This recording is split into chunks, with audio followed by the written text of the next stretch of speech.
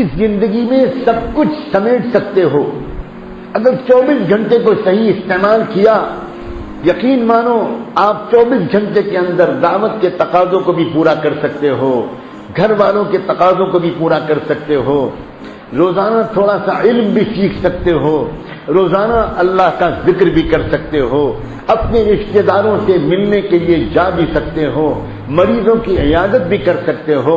لیکن یقین مانو ہم میں سے ہر ایک شاعر روزانہ 24 گھنٹوں میں سے 4-6 گھنٹے برباد کرتا ہے, ضائع کرتے ہیں لوگ. وقت بہت برباد ہوتا ہے, باتوں میں برباد ہوتا ہے, اخبار کے پڑھنے میں برباد ہوتا ہے, جاگ جاتے ہیں پھر بھی بستر پر پڑے رہتے ہیں اس میں برباد ہوتا ہے, ناشتے کی میز پر برباد ہوتا ہے, بلا وجہ کی موبائل کی گفتگو پر برباد ہوتا ہے. اور جب وقت برباد ہوگا تو جانتے ہو دنیا کے تو سارے کام کرو گے, جب وقت کم بچے گا تو کیا چھوڑو گے؟ قرآن کی تلاوت چھوڑو گے, اللہ کا ذکر چھوڑو گے, نفلیں پڑھنا چھوڑو گے, مریضوں کی عیادت چھوڑو گے, اپنے بوڑھے ماں باپ کے پاس محبت اور ادب کے ساتھ بیٹھنا چھوڑو گے, اپنے بچوں کے پاس بیٹھنا چھوڑو گے. دنیا کمانا تو نہیں چھوڑو گے, اس میں تو کوئی کمی نہیں کرو گے, اس لیے کہ دنیا کی محبت رگ و پے میں سرایت کر گئی ہے. ہڈی ہڈی بوٹی بوٹی میں دنیا کی محبت اندر گھس گئی ہے. اگر انسان اپنا وقت بچائے, دعوت کی محنت اگر کوئی سلیقے سے کرتا ہے تو اس کو وقت بچانے کا طریقہ آتا ہے. اگر کوئی مدرسے کے اندر صحیح طریقے کی محنت کرتا ہے پڑھنے کی اور پڑھانے کی تو اس کو اپنا وقت بچانے کا طریقہ آتا ہے. بار بار میں کہتا ہوں, مجھے نہیں معلوم آپ خالی بیان سن کے چلے جاتے ہو یا عمل بھی کرتے ہو. ایک ٹائم ٹیبل بناؤ, ایک نظام الاوقات بناؤ. یہ نمازیں 5 وقت کی یہ ہمارا ٹائم ٹیبل ہے, یہ ہمارا نظام الاوقات ہیں. اللہ تعالیٰ نے ایمان والے کی پوری زندگی 24 گھنٹے کی ایک بہترین طریقے کی آرگنائز زندگی بنائی ہے, بڑی منظم زندگی گزاری ہے. عشاء کی نماز پڑھ کر فوراً سو جانے کی عادت ہونی چاہیے. وہ مسلمان گنہگار مسلمان ہے جو عشاء کے بعد دیر سے سوتا ہے, بالکل غلط ہے یہ عادت.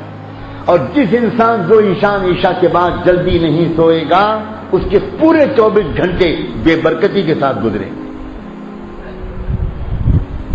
آپ کر کے دیکھو اس پر عمل, چھوڑو رواج کے لوگ کیا کرتے ہیں. یاد رکھنا ہم لوگوں نے یورپ والوں کی خرابیاں لے لی ہیں لیکن یورپ والوں کی خوبیاں ہم نے نہیں لی. یورپ والوں نے ہماری خوبیاں لے لی اور ہم نے ان کی خرابیاں لے لی. پورے یورپ اور امریکہ میں کہیں جا کر دیکھو, رات تو دور کی بات ہے, شام سے سناٹا شروع ہو جاتا ہے. بالکل 9 بجے رات کے بعد آپ اگر وہاں کسی کو فون کریں لندن میں, فرانس میں, تو آدمی سمجھتا ہے یا تو یہ پاگل ہے یا یہ شراب کے نشے میں چور ہے یا کوئی ایمرجنسی ایسی پیش آ گئی ہے. 9 بجے رات کے بعد گھر کی بتیاں آف کر دی جاتی ہیں, فون بند کر دیے جاتے ہیں اور لوگ بہت جلدی سو جاتے ہیں. شام 7-7:30 بجے نیو یارک شہر کے اندر سناٹا چھا جاتا ہے. اور فجر کی نماز پڑھنے کے لیے جب مسلمان اپنے گھر سے نکل کر علاقے کی مسجد میں جاتے ہیں تو اس وقت اتنا ٹریفک ملتا ہے, اتنا ٹریفک ملتا ہے کہ جب تک پیدل چلنے والے کو بھی گرین سگنل نظر نہیں آئے گا ٹریفک میں وہ سڑک پار نہیں کر سکتے. اتنی صبح وہ لوگ اٹھتے ہیں. پورا امریکہ اور یورپ سڑکوں پر دوڑتا ہوا نظر آتا ہے. ایکسرسائز کرتے ہیں, سمندر کے کنارے دوڑتے ہیں, کشتی چلاتے ہیں, سوئمنگ کرتے ہیں, اپنی صحت کے خیال رکھتے ہیں, دوڑتے بھاگتے ہیں. اور بہت صبح کو اپنی جاب پر جانے والے بھی ہزاروں ملتے ہیں. لیکن ہمارے معاشرے کا کیا حال ہے, کیا ہو گیا ہے؟ میں نے پرسوں کے بیان میں کہا تھا بازاروں میں بیٹھنے کے بارے میں, اور آج کے بیان میں کہہ رہا ہوں رات میں دیر سے سونے کے بارے میں. عادتیں نہیں بدلو گے تو اسے دیندار کیسے کہیں گے؟ دین کہتے ہی ہیں اللہ کے حکم کی روشنی میں اپنی بگڑی ہوئی عادتوں کو بدل لینا, اسی کو دین کہتے ہیں. آپ رات میں جلدی سو, اچھی نیند آئے گی, صبح جلدی اٹھو گے. اور صبح جلدی اٹھو گے تو تہجد کی نماز نصیب ہو جائے گی، اور تہجد پڑھو گے نا تو گناہ زندگی سے نکل جائے۔ دأب الصالحین، حضور نے فرمایا کہ تہجد جو ہے یہ نیک لوگوں کا شعار ہے، یہ ان کی پہچان ہے۔ تو گویا اگر تہجد پڑھو گے، اس وقت اٹھ جاؤ گے تو تہجد کی برکت سے انشاءاللہ زندگی سے گناہ نکلنے شروع ہو جائیں۔ تہجد پڑھو، قرآن کی تلاوت کرو، اللہ کا ذکر کرو، تازہ دم بڑے اچھی کیفیت کے ساتھ مسجد میں پہنچ جاؤ، صف اول میں جا کر بیٹھ جاؤ، تکبیر اولیٰ کے ساتھ فجر کی نماز پڑھو، اور نماز پڑھنے کے بعد اگر مسجد میں کوئی اجتماعی عمل ہوتا ہے اس میں شریک ہو جاؤ۔ مسجد میں اگر ذکر کرنا چاہتے ہو، تلاوت کرنا چاہتے ہو تو وہ کر لو۔ گھر واپس آؤ، ہنستے کھیلتے مسکراتے گھر میں داخل ہو، سلام کر کے گھر میں داخل ہو، ناشتہ کرو۔ اگر بہت زیادہ ضرورت محسوس ہو رہی ہے تو پھر آدھے گھنٹے پون گھنٹے کے لیے آرام کر لو اور پھر کام پر نکل جاؤ۔ روزی میں برکتیں انشاءاللہ بڑھتی ہوئی خود دیکھو۔ لیکن یہ طریقہ کہ رات میں دیر سے سونا، صبح دیر سے اٹھنا، صبح دیر تک پھر سونا، بہت سے لوگ نماز کے لیے اٹھ تو جاتے ہیں مگر نماز کے بعد پھر سو جاتے ہیں۔ اللہ کے رسول نے فرمایا ہے کہ روزی کو کم کرنے والی چیز ہوتی ہے صبح کا سونا۔ جب کوئی صبح کو سوئے گا تو اس کی روزی کم کر دی جائے گی۔ اب سوچو ذرا، اب جس کو دیکھو وہ روزی کی تنگی کی دعا کرانا چاہتا ہے، اس کی شکایت کرتا ہے، اور یہ نہیں سمجھ پاتا کہ یہ روزی کی تنگی کی مصیبت میں کیوں مبتلا۔ ہو سکتا ہے اللہ کے رسول صلی اللہ علیہ وسلم کی بات تو غلط نہیں ہو سکتی، ہو سکتا ہے کہ وہ اس وجہ سے روزی کی تنگی میں مبتلا ہو کہ وہ صبح کو سوتا ہے۔ تو یہ عادتیں سدھارو اپنی،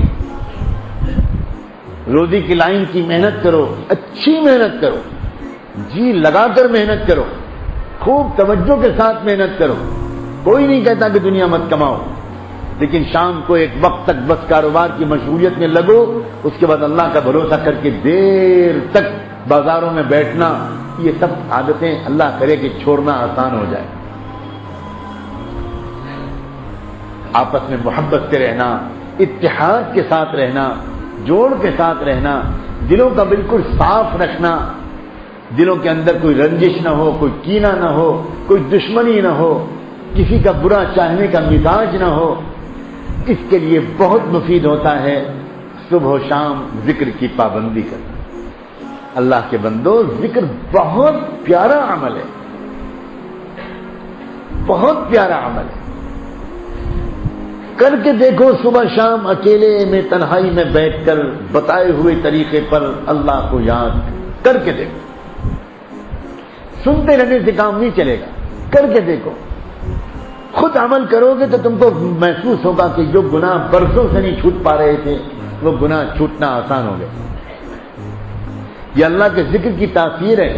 قرآن مجید میں اللہ تعالیٰ نے صاف فرمایا ہے، ان الصلاۃ تنہی عن الفحشاء والمنکر ولذکر اللہ اکبر واللہ یعلم ما تصنعون۔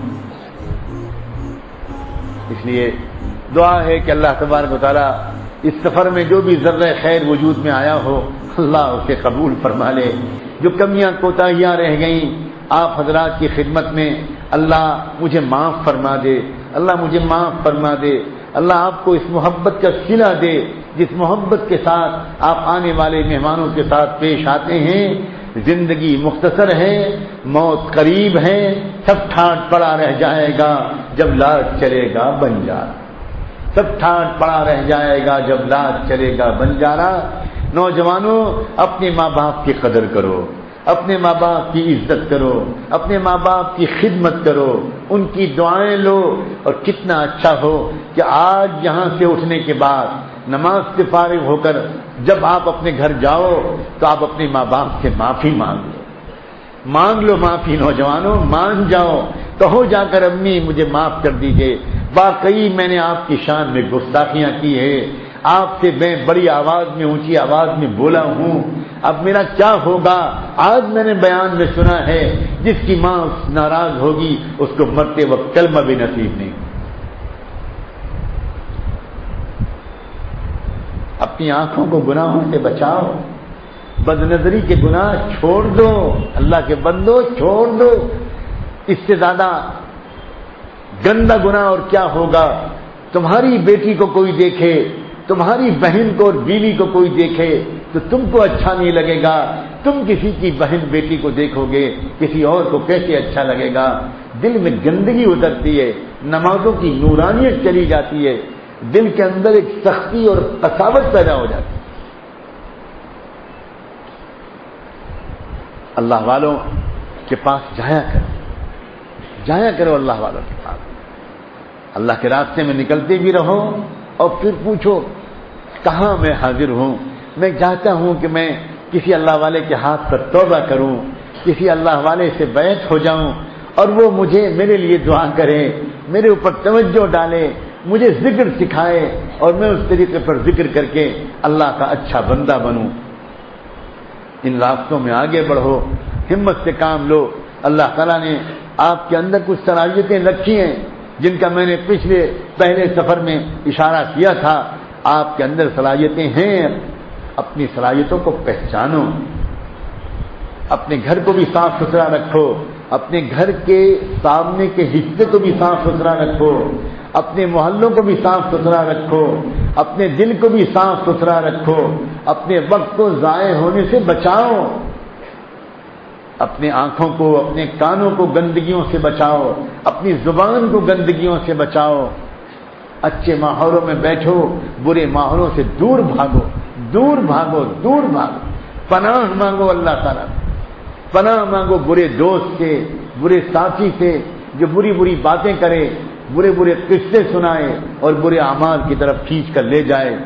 حرام کمائی سے اپنے آپ کو بچاؤ، ایک لقمہ بھی حرام کا بدن میں نہ جانے پائے، ایک لقمہ بھی حرام کا بدن میں نہ جانے پائے۔ بازار کی چیزیں کھانا، دکانوں پر کھڑے ہو کر، ٹھیلوں پر کھڑے ہو کر کھانا بہت مکروہ عادت ہے، بہت مکروہ عادت ہے۔